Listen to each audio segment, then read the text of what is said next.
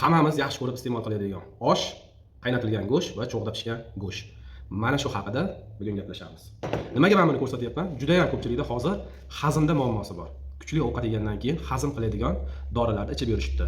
U tufayli oldirganlar, doim ovqatlangandan kuchli ovqatdan keyin nimadir ichib olishadi, ovqat hazm bo'lishligi uchun.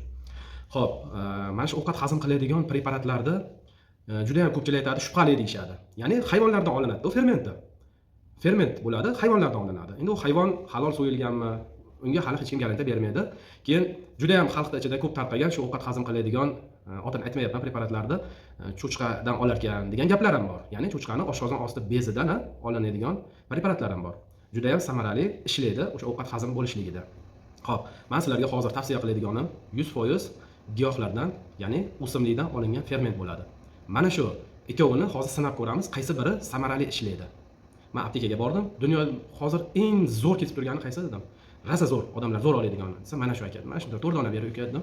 4 ta olib keldim. Hozir o'shan bilan mana shu ovqatlarimizni qanaqangi hazm bo'lishligini ko'rib chiqamiz va oxirida men sizlarga narxini ham aytaman uni. Sizlar sotib olib turgan, ya'ni o'zim sotib olganim trenddagi lechpil donasi, men sizlarga tavsiya qiladigan 100% halol o'simlikdan olingan fermentni donasini ichib turadi. Mana shuni ham aytib o'taman. Qani unda biz oshda solib, o'rtaga suvni ham quyib qo'ydim. X deb yozib qo'yganim hayvondan olingan ferment. Mana 3 dona kapsula turibdi. U deb yozib qo'yganim o'simlikdan olingan ferment. O'rtadan chizib, uchovini ajratib qo'yganman. Hozir boshlaymiz. Uchoviga ham bir xil suvni quyib, aralashtirib, ozgina kutamiz. Qani qancha vaqtda qaysi birida o'zgarish zo'r bo'ladi. Qani unda biz boshladik. Bismillah. Bu bunaqangi mayam tushuncha shaklida bo'ladi. Bittani sepaman. Buni ham sepaman. Buni ham sepib olamiz mana. 2 dona yetadi. 2 dona o'simlik fermenti yetadi bunga. Endi bu hayvondan olingani, o'sha doim hamma olib ichib yuradigan trenddagi ovqat hazm qiladiganlarimiz. Bittasini bunga solamiz. Hop, ikkinchisini bunga solamiz va uchinchisini bunga solamiz. Solib, uchoviga ham bismillah. 1 qoshiq, 2 qoshiq, 3 qoshiqdan suv quyib chiqamiz. 2, 3, 1, 2, 3.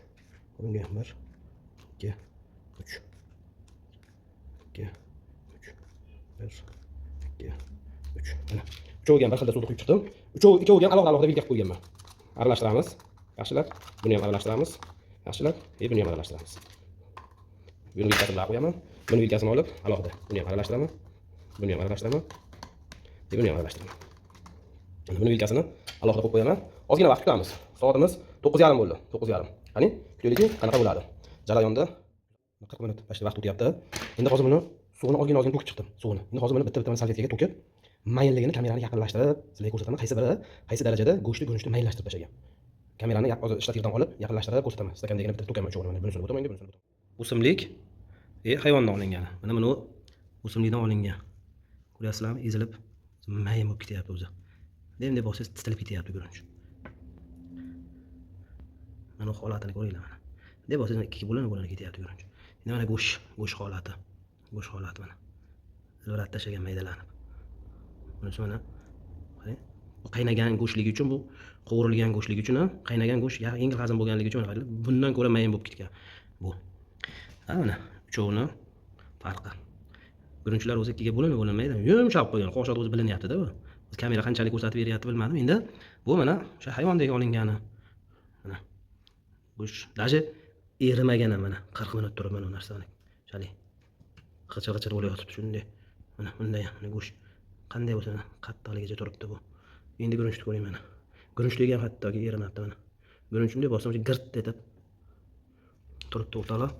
Farqini mana 40 minutda qanchalik. Yana ham bu oshqozon soki bilan aralashib, yana ham tez smeshniy bo'ladi, hazm bo'lishligi kerak. Bu suv bilan oddiy. Farqi mana shu mana. Yer bilan osmoncha farq bor. Hattoki erimagan mana. Bunda bir dona ham narsa qolmagan. Mayin bo'lib mana go'sht qarang, endi qoshiqda o'rishsa ezilib ketyapti bilchillab. Ilvirat tashlagan. U shunday qattiqligicha turibdi. Xo'p, endi narxini gaplashamiz. Kuzatuvchilar, o'zi vaqtdan alamahal bo'lib qoldi. Undan 20 ta o'tibdi. Foydali bo'lsin deb videoni tayyorladim. Endi narxiga keladigan bo'lsak, bu narsani ba'zi aptekalar 4 ming sotyapti, ba'zilari 3 ming, ba'zilari 3,5 ming sotyapti. Men sizlarga tavsiya qilganim, o'simlikdan olingan halol ferment sifatini ham mana ko'rdilaring. Butun dunyo bo'ylab, dunyoni qaysi chekkasidan bo'lishingizdan qat'iy nazar, yaqinlaringizga tarqatib yuboringlar shu videoni, foydali bo'lsin. Aytayapman yana, dunyoni qaysi chekkasidan bo'lishingizdan qat'iy nazar, yagona narx 4027 so'mdan to'g'ri keladi bizning so'mimizga, O'zbekistondagilarga. Boshqa davlatdagilarga dollarga bo'linadi va o'sha joyda valyutasiga aylantiriladi, bo'lib chiqaradi narxi. Yagona narx o'zgarmas sifat. Mahsulot kerak bo'lsa, aloqaga chiqinglar, qayerdan olishlikni va qanaqa ichishlikni o'zim sizlarga chiroyli tushuntirib beraman. Sog' bo'linglar, salomat bo'linglar. Har doim tanalaringga eng sifatli mahsulotni, vitamin, mineralni berishlikda to'xtamanglar. Salomat bo'linglar.